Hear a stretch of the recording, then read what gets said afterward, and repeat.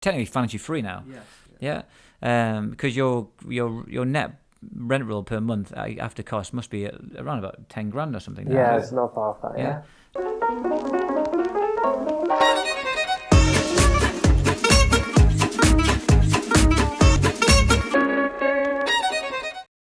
Welcome. We have a fantastic episode for the podcast. If you're watching this on the podcast, if you're on YouTube, welcome. So this is a dual recording, so do check us on either channel. Now we've got the one and only Dan Green in the studio today. Really excited. Welcome, Dan. Thanks for having me, Tom. He's part of HS Investments, but he's also got Spencer Letting. So he's got two different businesses on the go, as well as holding down a full-time job. So the reason this is for you is if you really want to get a dive into the world of rent to rent, controlling property to create cash flow that is absolutely life-changing. Now, some of you will hear like people just giving you the headline figures and the three top tips.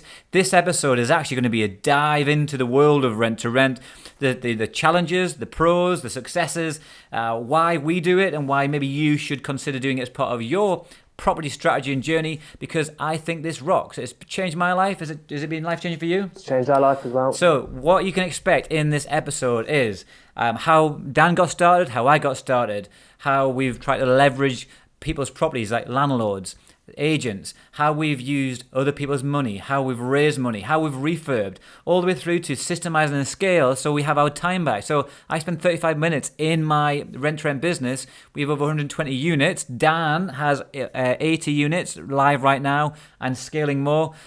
So this is a really, really, really rare opportunity to have two rent-to-rent experts in the room. Dan also is part of our Property Academy. He's one of our mentees, and we might talk about that too. That's okay? Yeah, that's fine, yeah. And I have sprung this on him. He basically came to visit me to do a strategy session, and I thought, you know what, let's get him in the studio and find out how he is getting on after being now 2.5 years, 3 years in rent-to-rent?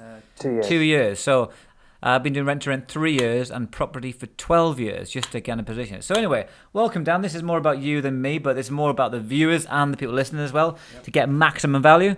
So let's just say, why, out of all the things out there, like service accommodation, buy-to-let, developments, 'cause I know you're a quantity surveyor, like, why? Well, first off, tell me more about who you are and why did you end up in this room? Yes, so a bit about us.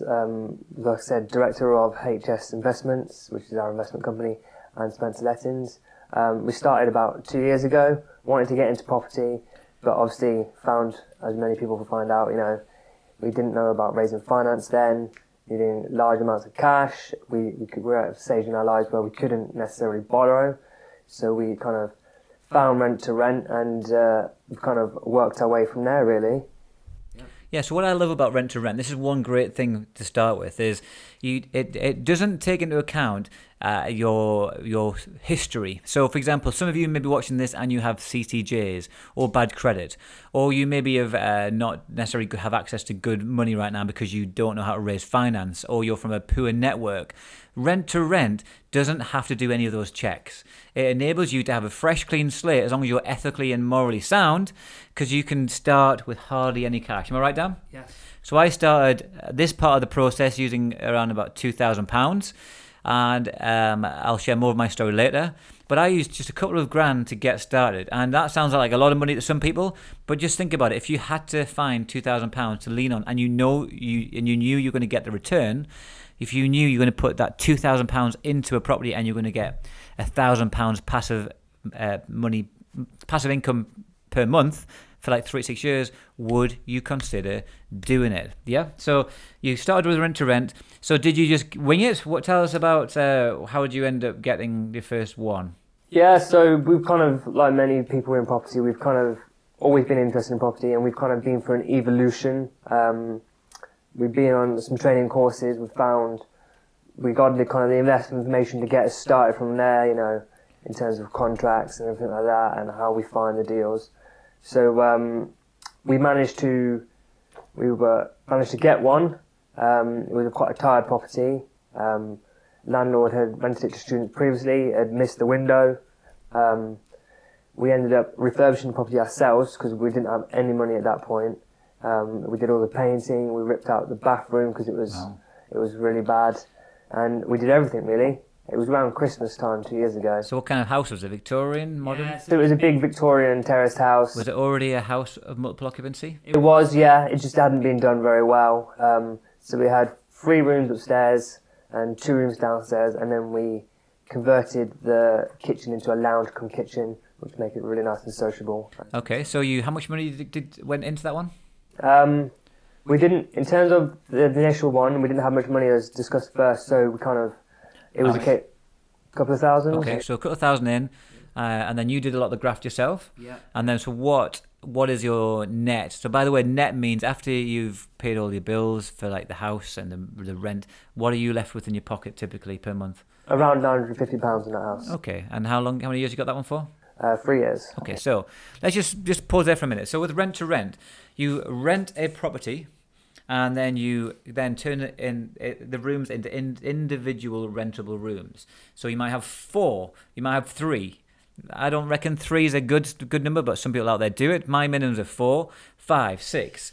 That's my typical number. 7 and 8 work as well for us. Now you've got these 8 rooms, let's say. You then rent each room out individually, and you pay the landlord a fixed amount of money every single month.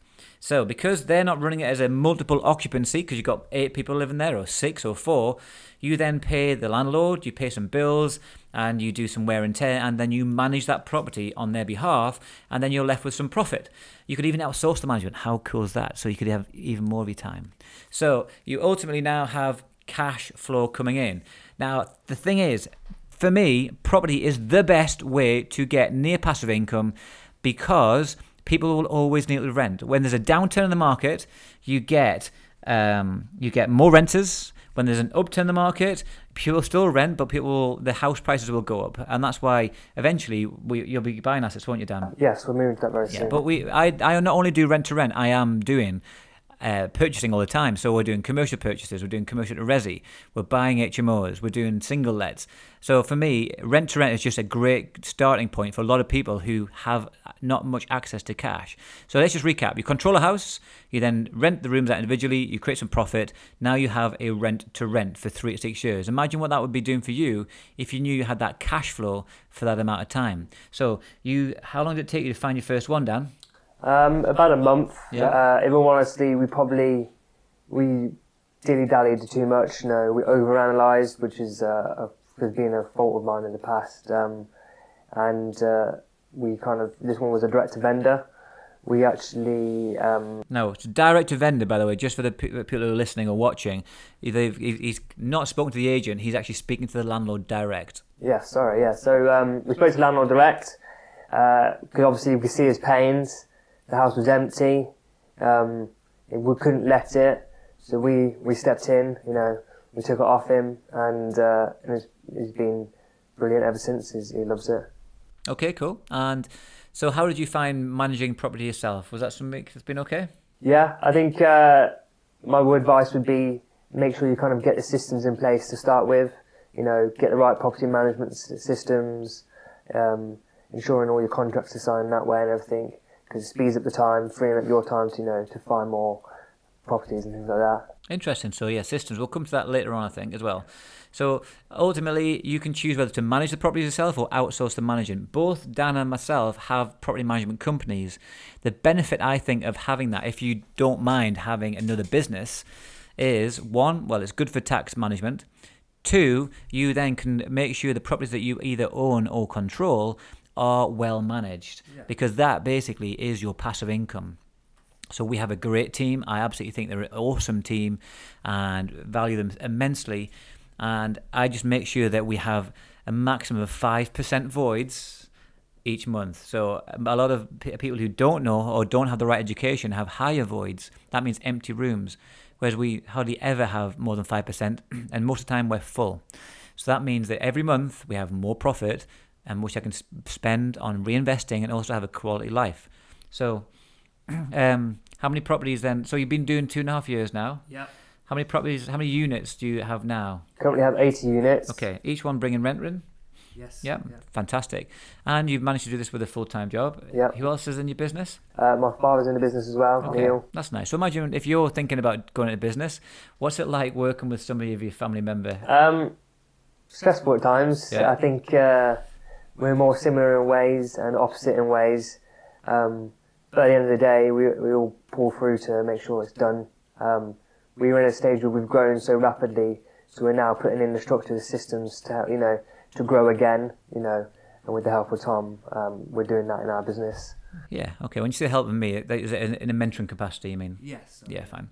Okay, because I also work with my partner, and it does bring us challenges. And the benefits, though, of both of you being in a business together is that if one person's in a job and you've got the flexibility because you have the choices, if somebody's in a job, they can't basically take the time off when you want.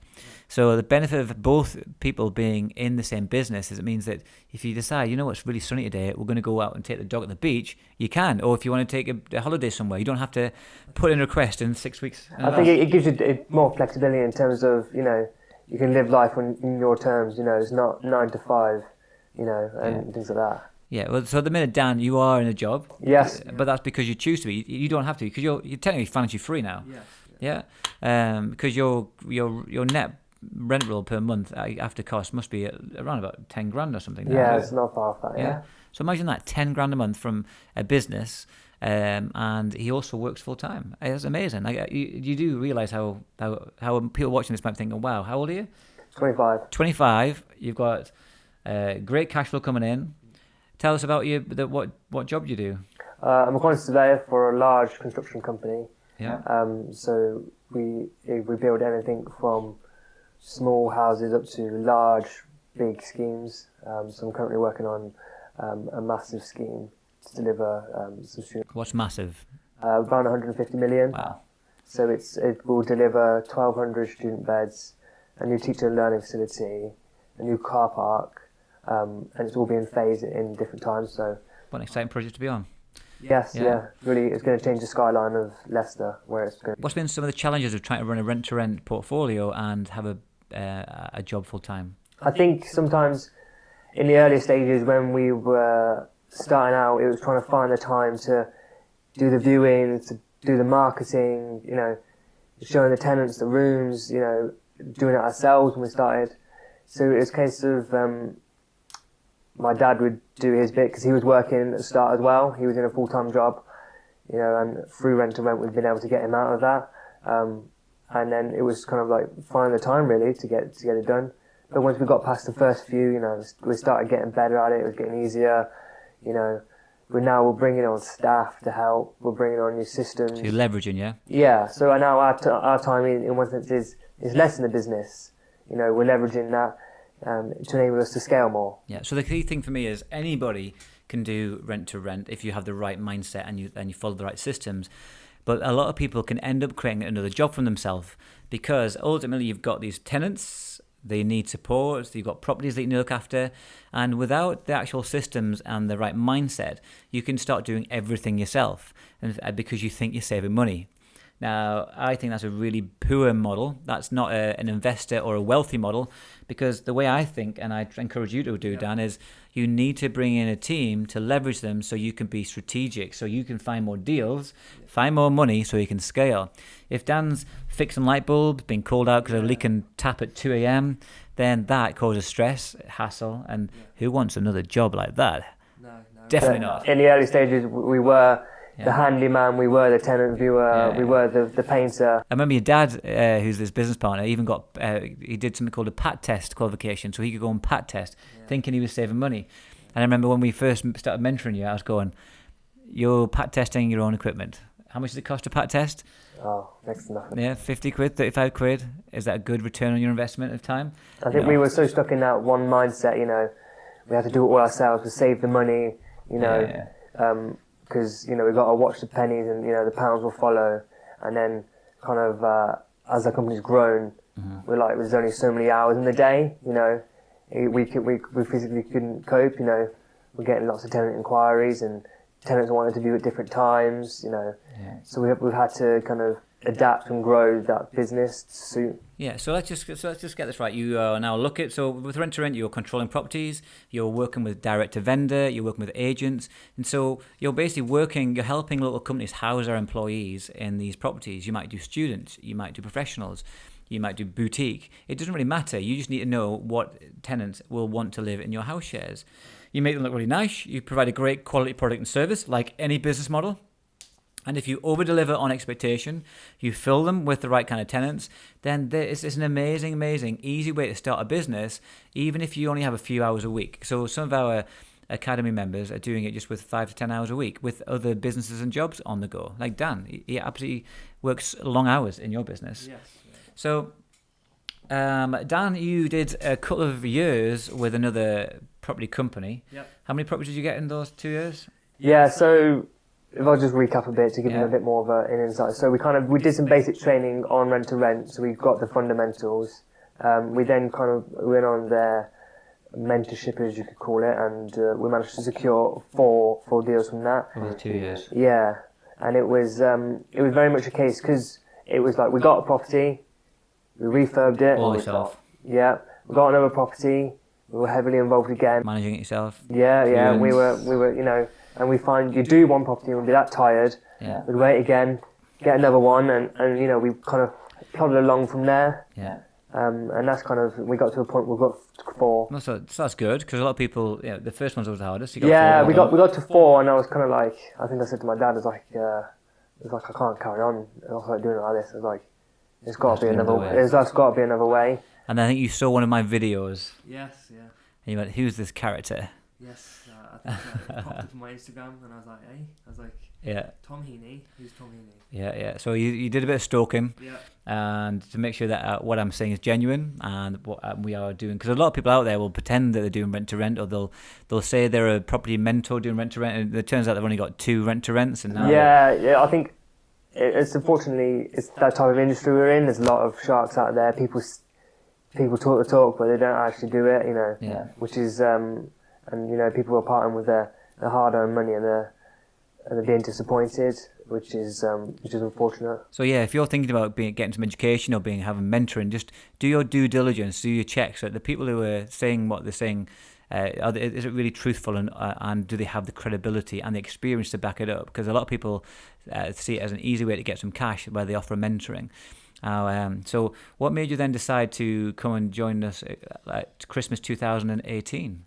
Yeah, so I saw some of Tom's stuff on Instagram, and I was like, this seems different. I was like, I've never seen HMOs like this, and I saw the big Catherine house, and I was like, wow, I was like, this is like where we want to be. This is how we need to get to that level. We're currently here, but we need to get up here. And I was like, my dad was like, I don't know how we do it. And we had a chat, didn't we? And you kind of talked me through what you were thinking. And we came up here for Business Mastermind Day, and we was blown away. Like a strategy session, where basically analyse your business. So, so off the back of what we talked about, tell us what have you been doing in the past 9 months? Yeah, so kind of since we met Tom, our business has been completely overhauled, systemized to the max. So we're spending very little time in it, and we're really growing it. Our rooms and our occupancy level have completely changed, because we were struggling to fill rooms, I mentioned. But now we're not struggling, we're getting quite well known in our area, you're dominating your ground in your area, you're becoming the go-to. We're pushing the standards up, we're providing that kind of that quality product that people desire, and people are prepared to pay for that product, We're filling houses before, they're finished, there's a massive demand, I think I'd always strive to push ourselves and do better, but yeah, so massive growth in that area. So how many more rooms have you put on in the past 9 months? About 60. Wow, that's quite a lot. Yeah. Well, it's not a lot for many, but it's a lot for some. But for me, that's great skill and a great cash flow. So people are thinking, is it right for me? What kind of people is rent to rent right for, do you think? If you're looking for kind of cash flow, you're in a job currently, you want to get out of it, you've got limited cash, like Tom said, you've got bad credit, you've got county court judgments, you can't get a mortgage. I was in a position, I was essentially a high earner, but I was still, I still wasn't qualified for the top of the mortgage levels I needed to get, and it gave us an experience of being a HMO landlord without actually owning the property. So, we could almost get one and say we could try it, and then if we didn't like it, then we could just see it to the end of the contract and we could give it back. So we didn't buy anything, and then we're stuck. Yeah. So what I like when I first started out, because to de-risk it for me, because I didn't know whether I liked it or not, I put break clauses into my contracts. Yeah. I also made sure that my rent roll that I was thinking about per tenant was really low in case I had to drop them. So everything I was doing was really cautious. So an advice to anybody starting out is be really cautious with the actual rent that's coming in. Be cautious about not committing to like a 6-year term if you're not fully sure, and that you can get out and put clauses in your contracts. Yeah, I know, definitely. I mean, our first commitment to a landlord was £900, and we were absolutely like terrified of that. I was like, at that point, I was like, I just couldn't believe it. I was going to pay someone £900. Yeah. And then we didn't actually. We had 1 month's free rent on that house, and we didn't actually meet the refurb. And we ended up paying out for the second month, and me and my dad kind of chipped in and we paid the rent. And then we didn't kind of know what we know now. And gradually we got it filled, and it was alright. But I definitely now we de-risk everything. Break clauses. Stress test all our deals in terms of rent rolls. Rent-free period as well? Yeah, rent-free period. Some of our latest deals we've been getting 2 months free rent. Fantastic. Which is really great. And filling your rooms before they're ready as well? Yes, yeah. So add extra cash flow. Yeah. Great. Now, actually, there's an interesting point you made before about the feeling of paying £900. Yeah. Now, for me, there's a word called like the wealth thermometer. I'm just going to quickly touch on. So, if everybody has this, I think this comfort blanket of how much money they feel they need to make per month, and so imagine your bank account right now. Let's say you might have £500 in the bank, or £100, or £1. But when you drop to that level, it gives you that anxiety and stress to go and make more money, or you stop spending. Now, the people's wealth thermometers in property, for me, I encourage people to actually get comfortable spending more if you get the return. So the thought of spending £15,000 on a refurb, but when you're starting out, it might be really scary. But when you get your wealth thermometer increases, so the heat, you can cope with higher heat levels, you then feel more comfortable in that arena, so you are willing to turn the heat up even more. So, because think about it, when you're feeling too hot, you immediately turn the temperature down. So it's about, for me, getting comfortable feeling hot and overstretching. Because if you don't step out of your comfort zone into the heat, you're always going to stick to where you are right now. So you might be thinking, you know what, Tom, I'd love to do rent to rent, but... So there's a lot of people who say, Tom, I'd love to come and do one of your courses, but let me know when there's next one in Reading. And going, wait a minute. So you're not willing to travel a little bit to come and spend time getting educated? Yeah. So I told Dan, you guys travelled to Newcastle away from Coventry, am I right? Yes, I'd actually never been up to Newcastle till we came to sit down. He thought he was in the Arctic Circle when he arrived. Yeah, I was kind of like, what is this? Like, what's going on? He thought he even brought his passport. But for me, like, looking at what makes people successful, Dan and I both share similar traits in we're committed to take action on a daily basis. People will say, guys, you're obsessed. But I think if you want massive results, you've got to take massive action. And you also have to step out and step into the heat. So I know you've invested a fair bit of cash into our community.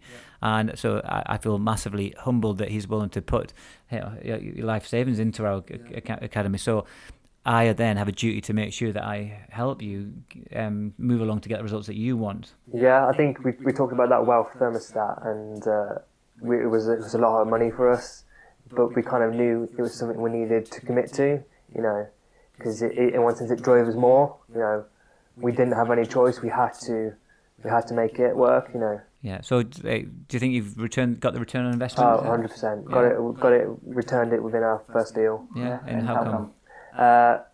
Just little bits of information from Tom, but also when we signed onto the academy and we're like, right, we're gonna make this work. My dad was still working then. I was still working. I'm still working now, and so we put our marketing out. We went out there. We're like, we're gonna get some deals, and I'm always a strong believer of activities creates opportunity, and we had this deal landed us, and it was a landlord, and a student landlord. And he had probably 200 plus rooms, and he had some concerns about the market and everything. And we came along, and we actually did a deal with him for 6 deals in one Wow, go. that's amazing. Yeah. Yeah, and that's through relationship building and the support to see it can work and show you But the then systems. we kind of went for a stage where we were like, oh my life, this is so big. Can we do it? So we just talked about we had to de-risk it. So we went for it with Tom.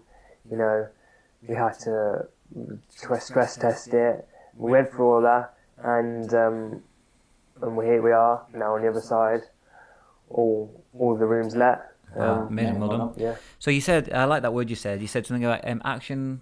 No, activity creates That's the opportunity. one. Activity creates opportunity. Now I totally believe in that. So if you're not taking action each day, you're not making activity towards your goal, then why can you complain about not getting results? Would you? Yeah. Well, I mean, when we first started out, I was actually working in the city. We invested in Coventry. And I was actually working in Coventry on a big development there as well. So I used to walk the streets at night, put in letters through the door. Yeah. I'd walk up and down, I'd note the houses, I'd go home, I'd buy the titles. And we did that, and I got deals that way, knocking on doors. Yeah, for me, it's like doing whatever it takes. Then sometimes I have low days and I can't be bothered days, and I just take time off, because when you're financially independent, you can have that choice. But when I decided I was going to use rent to create a great cash flow buffer, I was writing 120 letters to direct to vendor a week. What were you doing? Similar to that, yeah. I mean, like I just talked about posting letters. So I remember one evening, it was probably early December, and I was walking the streets and I seen this house online. I was like, "Wow, I'm gonna put that would be a great house." So I put a letter through the door, and I ran out. I did all my other letters, and went home, and we were using coloured envelopes, and everything to really stand out. That's a great one for people. They're just starting out as well. Make sure your marketing stands out. Be noticeable. It was get attention, isn't it? Yeah, be attention. We did orange envelopes, and by the time I'd driven home. Got back, and opened up some emails, and I had an email, and the landlord had been into the property that night, and seen our letter, and was interested, and a week later we closed the deal. Fantastic. Yeah, and that was we talked about the different size HMOs you get. Because some people out there, they'll see a house and they'll go, "Oh, that might work," but they probably won't, so they'll probably not put a letter through the door. Whereas our attitude is, how do you know until you try? So little bit northeast, Geordie land, it's shy Ben's getting out. Yeah. So that's one of mine, a phrase I like to use. So shy Ben's getting out. It means the shy people get nothing. So just put a letter through the door. Because if you don't get attention, then you're not getting seen. If you're not getting seen, you ain't going to get... Well, I mean, I used to be nervous putting letters through the door. I was like, oh, what happens if I... what happens if I put it through the door and I was like, and they open the door when I put it through and after you do the first few, you get past that, and that's a really great deal for us. It's a 4-bedroom house. Fantastic. It was quite dated, so the landlord actually paid for the refurb to get it up to scratch. Four lovely professionals in there, and that's cash flowing around £800 a month, which is great for a 4-bed. Cool. So what's next then for HS Investments and Spencer Lettings? What's going on? Yeah, so we started with Spencer Lettings, and as we've evolved, we're now moving into purchasing assets. So HS Investments have been formed, and we're going to utilise my knowledge as a quantity surveyor, my father's knowledge in being a business owner for 20 years, and now all our HMO knowledge. And you're leveraging some capital as well? Yeah, and we're leveraging our capital, and we're leveraging the mastermind group we're in with Tom as well to really now take the business to the next level. Yeah, exciting. So we will grow HS Investments, and then at the same time we'll keep growing Spencer Lettings, and delivering that quality product. Yes, what I like about rent to rent is, if you're considering this as a strategy for your next step, is it's good to create cash flow, so then it gives you the ability to either bring in a team or just give you enough to be financially independent, and a 3 to 6 year window, if not longer, to then have your time to start raising finance, learning how to do better deals, and start building your own asset portfolio. So then you have assets for life, which creates cash flow, which then ultimately means you've got passive income, therefore not having to go to get a job to exchange your time for money to make somebody else rich. I mean, we've got, like we said, talked about, we've got 18 units now. So do you reckon I should keep these on all the time, Dan? I don't know. So if you're watching on a podcast, just imagine myself with black rim glasses. You can check on my Instagram story. I've got a picture of me on there, Tom Heaney Property. Go check me out on there. And it's weird wearing glasses. Being 36 now, is that a sign of age? Oh, wait a second, Mahesh, who's recording this, how old are you, Mahesh? I'm 22 now. Oh, he's 22 and he wears glasses, so maybe it's not an age thing. Oh, yeah. So, okay, so let's just keep continuing. So Dan his ambition is to build his own asset property portfolio, utilizing cash flow from rent to rents to use the money to put into property. Yeah. You are in a job because out of choice, not out of necessity. Yeah. And that's great. Wasn't that a great position to be in? You're in a job not because you have to, it's because you want to. And so many people out there have to, because if they stop working, money stops. And that is a huge tip from me. If you only have one income source right now, if you are ill, if you have maybe your boss changes, then and that one income source is from you exchanging time for money, then you're financially screwed. So I encourage you, if you take one thing from this video or audio or podcast, is focus on generating a secondary income stream. And that's why I like rent to rent, because it doesn't take much capital to get started. You need some education. You've got to take some consistent action. But anybody can do this if they want to apply themselves. And it works anywhere in the UK in strong central urban areas. But that means it can work in Scotland, Wales, Ireland, even down in London. We have mentees down there making it work. So if you had to, looking back over your 2.5 years, Dan, of being a rent-to-renter, Yep. and by the way, you have sold deals on as well, Yes. which makes you an extra couple of grand per deal too. Yep. Extra cash, ka-ching. What would be like if you could if you could speak to little old Dan 2.5 years ago, some sound advice? What would you say to that person right at the beginning?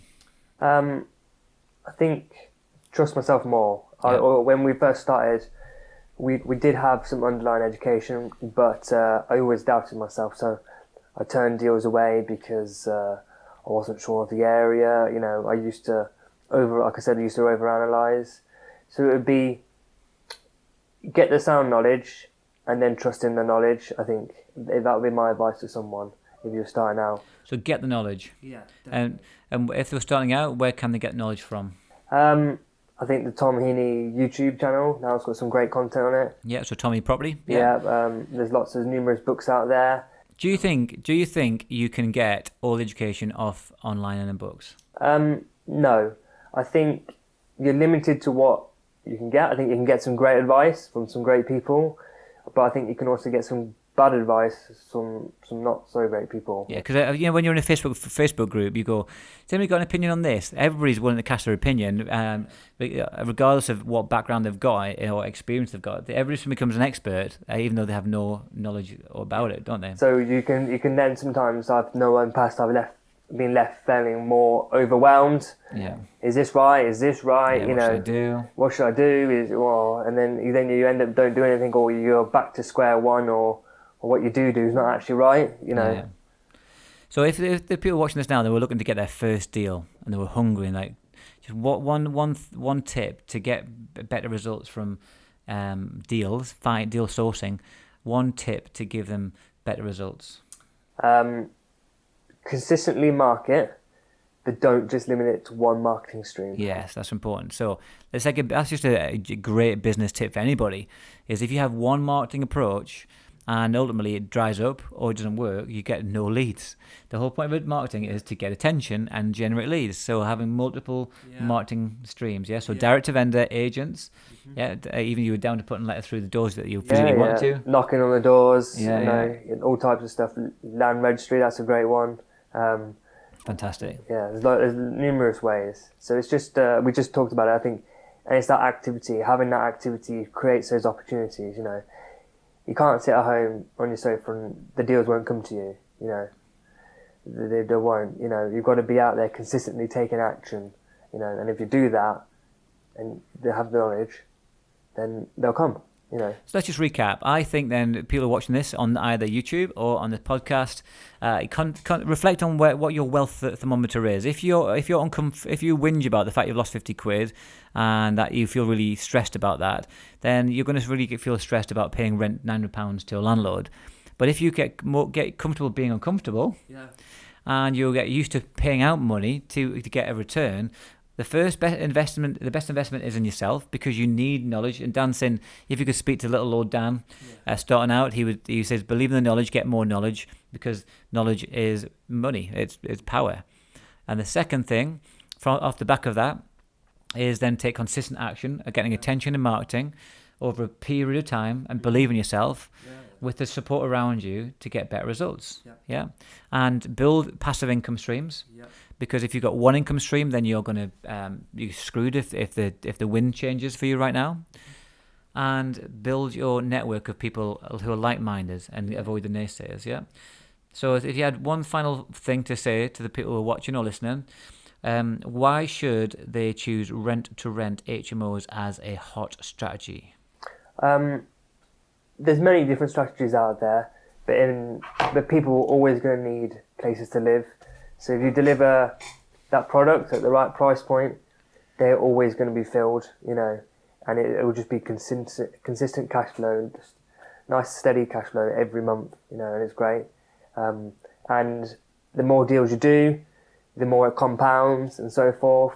The bigger deals you do, we've done bigger deals, the bigger the cash flow will be, and then you can leverage a team, and it's just a great method. Okay, you've been a pleasure to have in the studio, and I'm looking forward to Dan's actually joining us on our Property Wealth and Cash Flow. We have complimentary tickets. There's always limited tickets available. We pay for them because we want to help people get the ABCs of property investing. So you're joining us on our 2-day course. I'll be giving a talk on some of our latest deals and where we're going. And great for networking opportunity for you too. So building your brand. So there we go. If you've enjoyed this, do please follow our YouTube channel, Tom Heaney Property, or hit the bell button so you get notifications on there for the next video. Or if you're on the podcast, look forward to seeing you again on the next episode.